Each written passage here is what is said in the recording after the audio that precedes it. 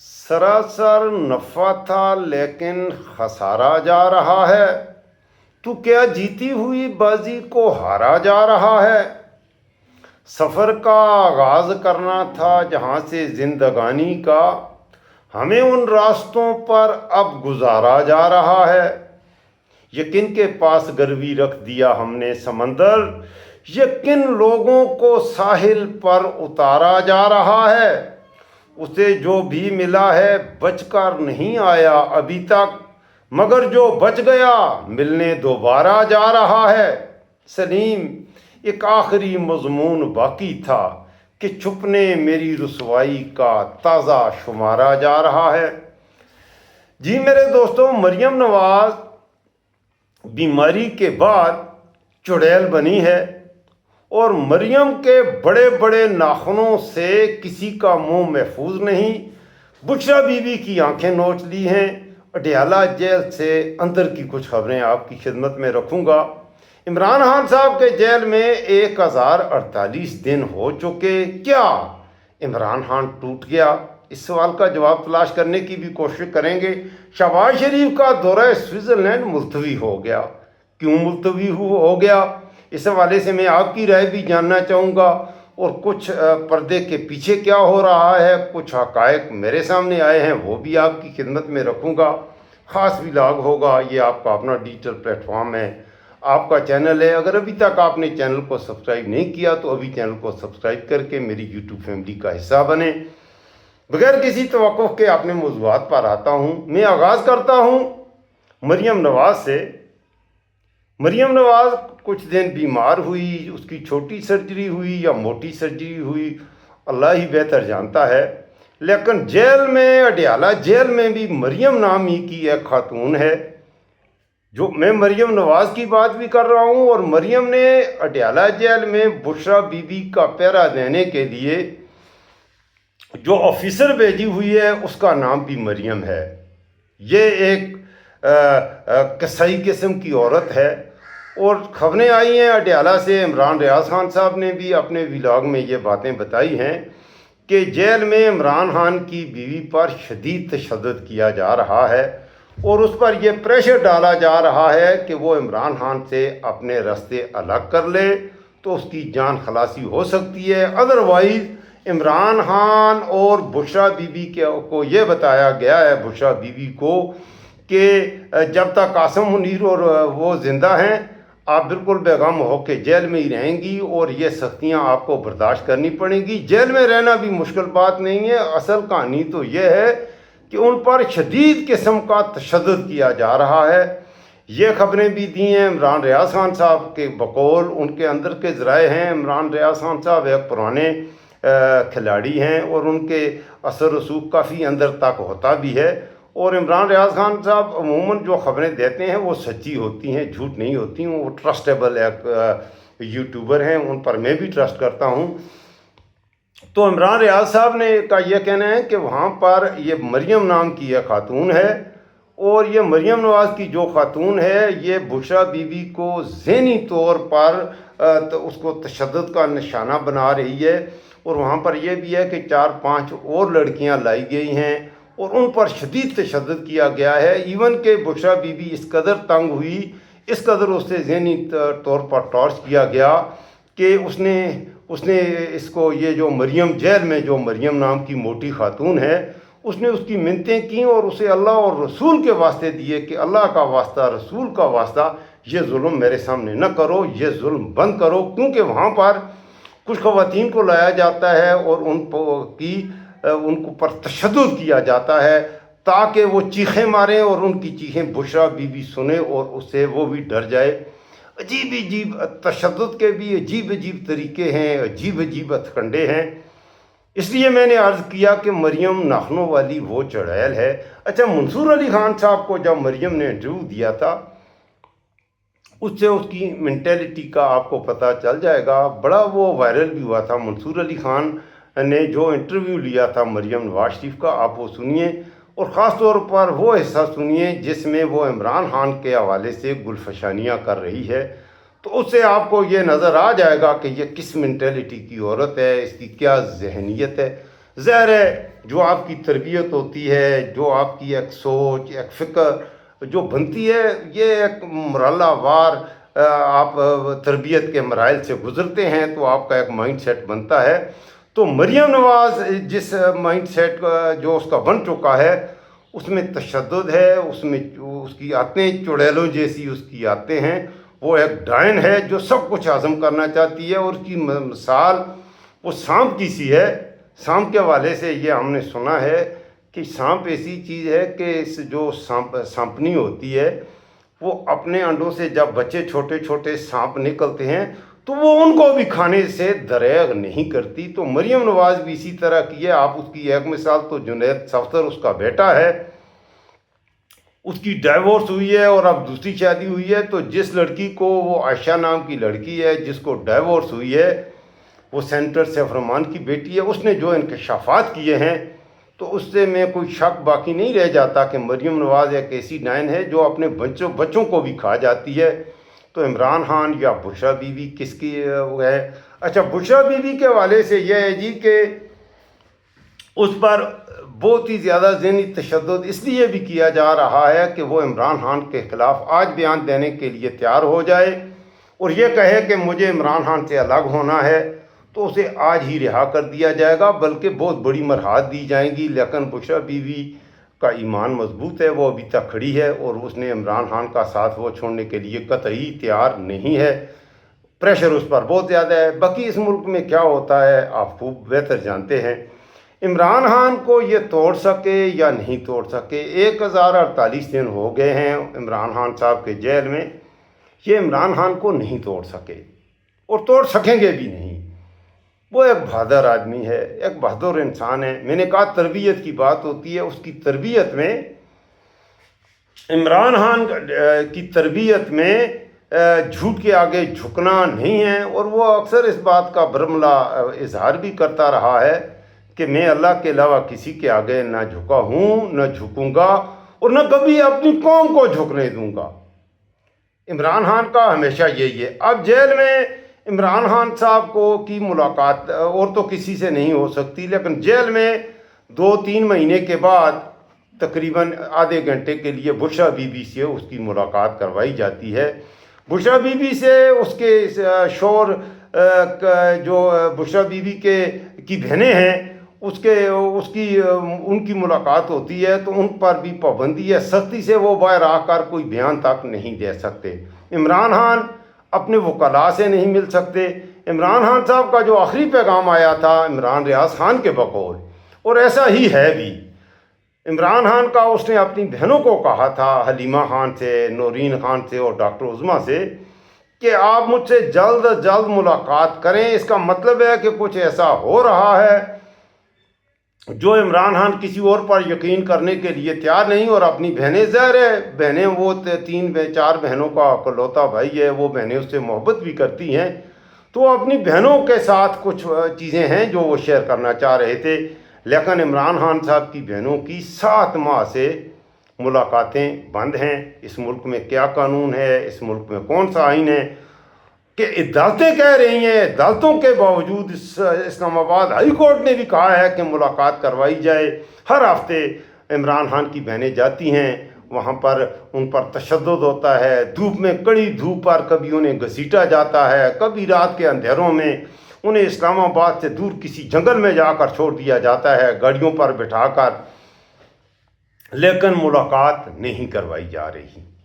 ایسے میں اس ملک میں اگر آپ کے خیال میں کوئی آئین یا کوئی قانون یا کوئی عدالت ہے، میں نہیں سمجھتا کہ اس ملک میں کوئی عدالت ہے کہ عمران خان جیسا ایکس وزیر اعظم، پاکستان کی کرکٹ کا ایک کپتان، ورلڈ کپ جیتنے والا کپتان، اور دنیا میں مقبول لیڈروں کی فہرست میں ایک ٹاپ کا لیڈر جسے دنیا بھر میں ایک ہیرو کا درجہ حاصل ہے، اس کے ساتھ پاکستان کی ایک جیل میں یہ ناروا سلوک ہو رہا ہے۔ اب آگے میں آپ بھی بتا دیجئے کہ اس ملک میں کیا قانون ہے۔ اچھا، اب آتے ہیں ذرا جو میں اپنا یہ بہت ہی اہم بات ہے، یہ میں آپ سے کرنا چاہتا ہوں۔ شہباز شریف، بہت پاکستان کے عزت اور وقار میں بڑا اضافہ ہوا تھا۔ اب پاکستان کی عزت اور وقار میں کس انداز میں اضافہ ہوتا ہے، پاکستان کی عزت اور وقار میں اضافہ ایسے ہوتا ہے کہ انڈیا کے ساتھ ہماری 2-3 گھنٹے جنگ ہوتی ہے اور اس جنگ کو لے کر عاصم منیر کو فیلڈ مارشل بنایا جاتا ہے. جب وہ جنگ ہوتی ہے تو شہباز شریف سوئمنگ پول میں نہا رہا ہوتا ہے. ایسا تاریخ انسانی میں مجھے پتہ نہیں چلا کہ آپ کے ملک پر دشمن ملک نے حملہ کر دیا اور آپ کے ملک کا وزیر اعظم سوئمنگ پول میں نہا رہا ہے. شہباز شریف نے خود بتایا، تصاویر بھی آئیں، اور شہباز شریف نے خود بعد میں فیلڈ مارشل کو. اچھا، ایران کا جو آرمی چیف ہے، ایک آرمی چیف تو اس کا جنگ کے دوران شہید ہو گیا، اب بھی ایک آرمی چیف ہے جس نے بڑی بہادری کے ساتھ امریکہ اور اسرائیل کے ساتھ جنگ لڑی ہے، اور گزشتہ 3 مہینے جنگ لڑی ہے اور سخت ترین جنگ لڑی ہے. لیکن اس آرمی چیف کو فیلڈ مارشل نہیں بنایا گیا. وہ فیلڈ مارشل نہیں کہلاتا، اس کا نام بھی کسی کو پتہ نہیں ہے. آپ کو پتہ ہے؟ آپ مجھے بتا دیں. ایران کا آرمی چیف جو ہے اس کا نام کیا ہے؟ ذرا آپ مجھے بتا دیں. امریکہ کے ساتھ جنگ لڑی ہے، 3 مہینے سے سخت جنگ لڑی ہے، اور امریکہ کے ساتھ جنگ لڑی نہیں، امریکہ جیسی سپر پاور کو شکست دی ہے جنگ میں. اس کا نام کیا ہے؟ اسے فیلڈ مارشل نہیں بنایا گیا. لیکن عاصم منیر کو سوئمنگ پول میں جنگ کے دوران نہانے والا وزیر اعظم، جنگ کے 1 دن بعد، جنگ ہوئی کیا ہے، 3-4 گھنٹے کی جنگ وہ تھی، یا وہ جنگ تھی یا وہ ایک کھٹ پتلی تماشا تھا، اللہ ہی بہتر جانتا ہے. کیونکہ جنگ ہوتی ہے 2 ملک کے فوجوں کے درمیان. لیکن انڈیا نے جب اس جنگ میں پاکستان پر حملہ کیا تو اس نے پاکستان کی فوج پر بالکل حملہ نہیں کیا. انڈیا نے مظفر آباد کی ایک مسجد میں حملہ کر کے ثواب دارین حاصل کیا. دوسرا حملہ اس نے مرید کے میں الدعوہ والوں کا ایک مدرسہ ہے اور ثواب دارین حاصل کیا. اور تیسرا حملہ اس نے بھاولپور کے قریب مولانا مسعود اظہر صاحب کا مدرسہ تھا، اس میں اس کے خاندان کے بچوں کو شہید کر دیا. 6-7 بچے اور اس کے بہنوئی اور بہنیں تک اس میں شہید ہو گئیں. تو وہاں پر بھی ایک مدرسہ اور مسجد میں حملہ کیا. 3 جگہوں کو انڈیا نے ٹارگٹ کیا. کہیں بھی اس نے پاکستان کی فوج کو ٹارگٹ نہیں کیا. کتنے جہاز گرے، کیا ہوا، یہ ساری خبریں چلتی رہیں. انڈیا والوں کا موقف بھی ایک ہے، پاکستان کا بھی ایک موقف ہے.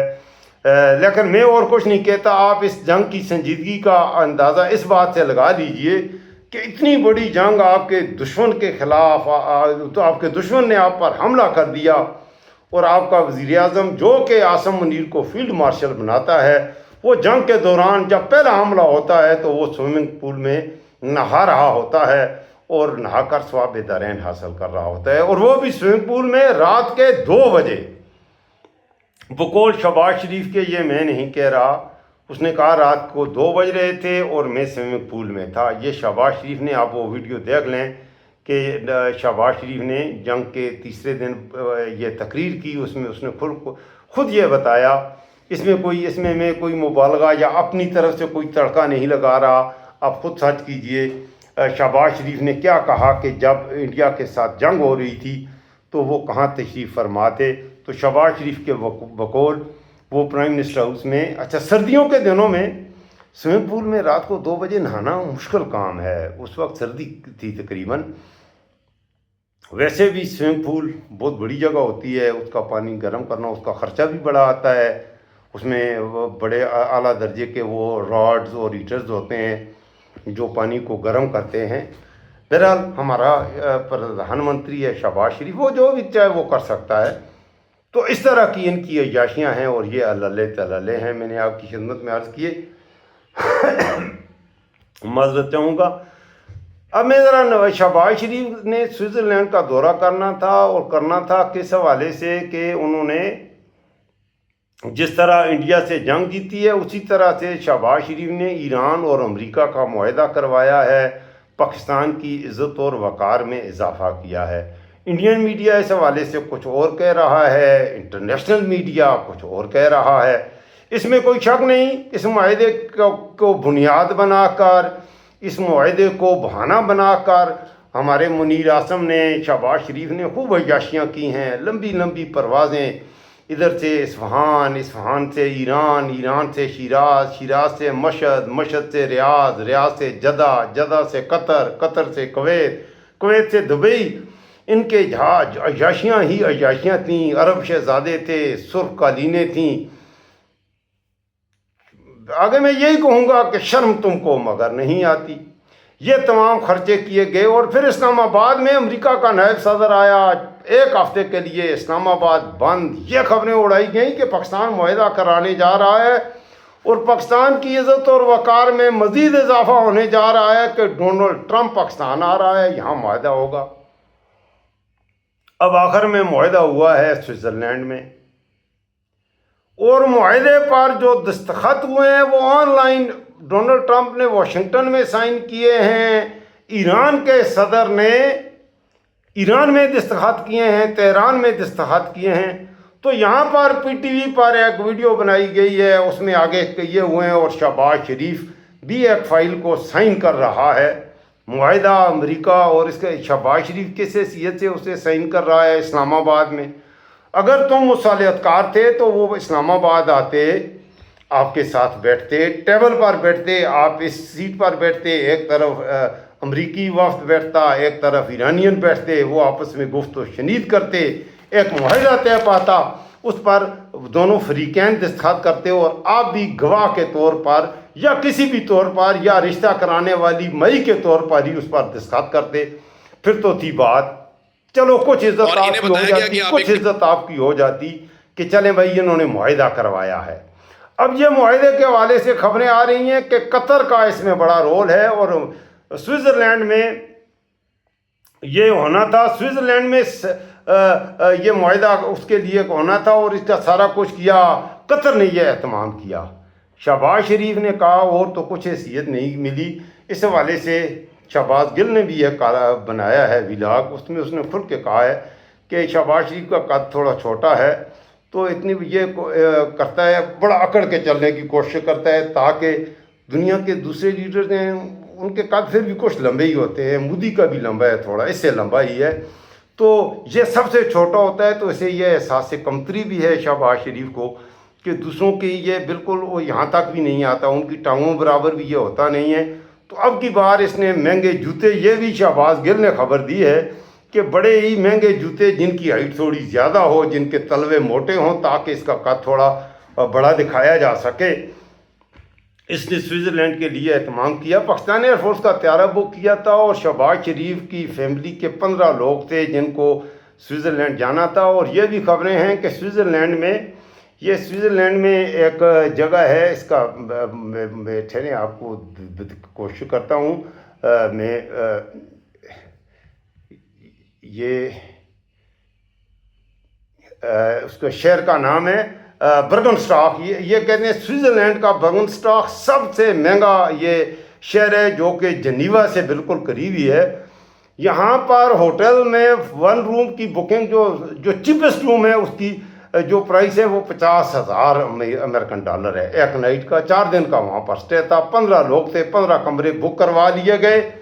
میرے پاکستانیوں، یہ وہ شہباز شریف ہے جو آپ کو کہتا ہے کہ اگر روٹی ایک ہے، بھائی 4 ہیں تو اس روٹی کے 4 ٹکڑے کریں، 4 ٹکڑے کر کے تھوڑی تھوڑی روٹی. یہ آپ کے اور میرے لیے، ہم ایک روٹی کو 4 بھائی 4 ٹکڑے کر کے بانٹ کے کھائیں تو ملک کی اکانومی بہتر ہوگی. پاکستان میں امیر ہو جائے گا میری ایک روٹی نہ کھانے سے، اور 4 بھائی تقسیم کر کے کھائیں گے تو پاکستان امیر ہو جائے گا، پاکستان کی عزت اور وقار میں اضافہ ہو جائے گا. دوسری طرف نواز شریف پہلے ہی سوئٹزرلینڈ چلا گیا ہے اور اب یہ سوئٹزرلینڈ جا رہا ہے. اب سوتروں کے انسار یہ بھی خبریں ہیں کہ جو انہیں کو اقتدار میں لائے ہیں 17 سیٹوں کے ساتھ، 17 سیٹیں بھی نہیں ہیں حقیقت میں، تو نون لیگ نے 2-3 سیٹیں جیتی ہوں گی، کوئی سیٹ یہ جیتے نہیں. وہ 17 سیٹیں بھی ادھاری ہی انہیں فارم 47 کی صورت میں ملی ہیں. مریم نواز الیکشن ہاری ہے، شہباز شریف ان کا باپ الیکشن ہارا ہے.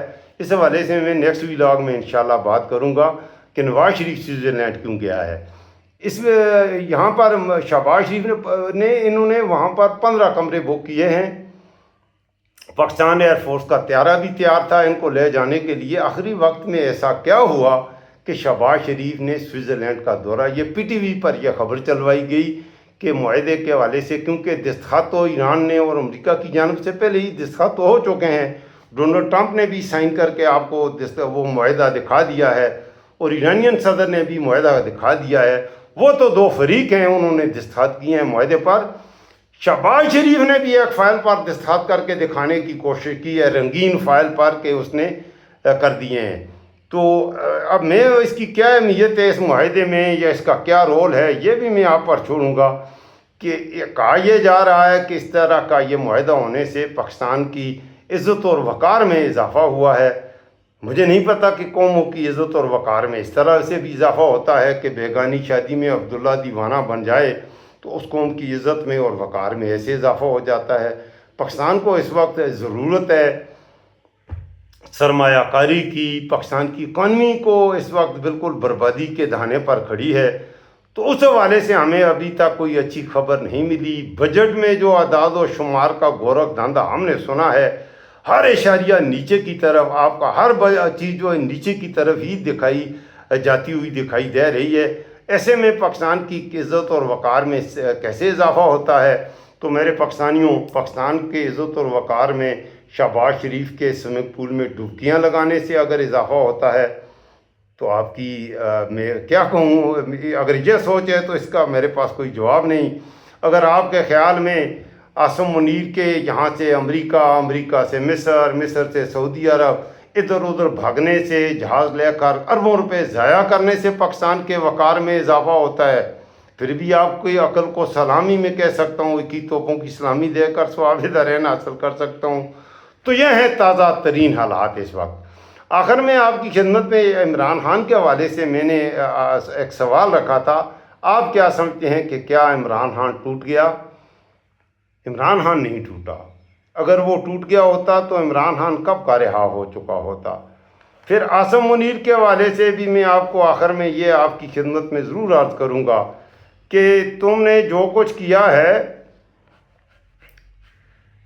تو آپ جو کچھ کر رہے ہو، تم نے جو کچھ اس ملک کے ساتھ کیا ہے، یہ قوم آپ کو کبھی معاف نہیں کرے گی۔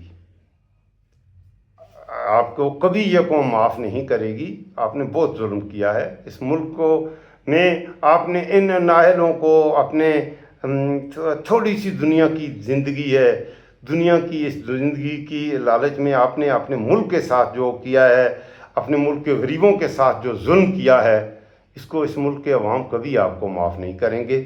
اور تاریخ میں ابھی جو آپ کو فیلڈ مارشل کہتے ہیں، پتہ نہیں ہے تاریخ آئندہ جو کچھ عرصہ گزرے گا تو آپ کو کن لفظوں سے یاد کیا جائے گا۔ یہ بات ذہن میں رکھیے گا۔ تاریخ یاد رکھتی ہے حسین رضی اللہ عنہ کو بھی، اور تاریخ یاد رکھتی ہے یزید کو بھی، لیکن یاد رکھنے میں فرق ہے۔ یزید کو کسی اور طرح سے یاد رکھتی ہے اور حسین رضی اللہ عنہ کو کسی اور طور پہ یاد رکھتی ہے۔ تو آپ کو تاریخ جو یاد رکھے گی، کم از کم لشکر حسین والے آپ نہیں ہیں۔ آپ اپنے آپ کو سید بھی کہتے ہیں، لیکن آپ کے کرتوت نہیں بتا رہے کہ آپ لشکر حسین والے ہیں۔ تاریخ لشکر حسین والوں کو اچھے لفظوں سے یاد کرتی ہے۔ میں دعا گو ہوں کہ اللہ تعالی ہمیں لشکر حسین کا سپاہی بننے کی توفیق عطا فرمائے اور ہمیں لشکر حسین میں رکھے، اور اللہ تعالی ہمیں یزیدی لشکر سے محفوظ رکھے۔ میرے پاکستان کو اللہ تعالی لشکر یزید کی بیعت کرنے سے بھی میں کہتا ہوں اللہ محفوظ رکھے۔ اپنا خاص خیال رکھیے گا، مجھے دعاؤں میں یاد رکھیے گا۔ جمعۃ المبارک کا مقدس دن ہے، نماز جمعہ کے بعد میں بھی دوسرا ولاگ بناؤں گا۔ آپ سے یہ میری گزارش ضرور ہوگی، یہ مقدس دن ہے، نماز جمعہ کے بعد 2 نفل ادا کریں۔ اور پاکستان اس وقت جن شدید بحرانوں میں ہے، پاکستان جس شدید تباہی کے گڑھے میں ہے، اپنے ملک کو اپنی دعاؤں میں ضرور یاد رکھیں۔ اللہ حافظ۔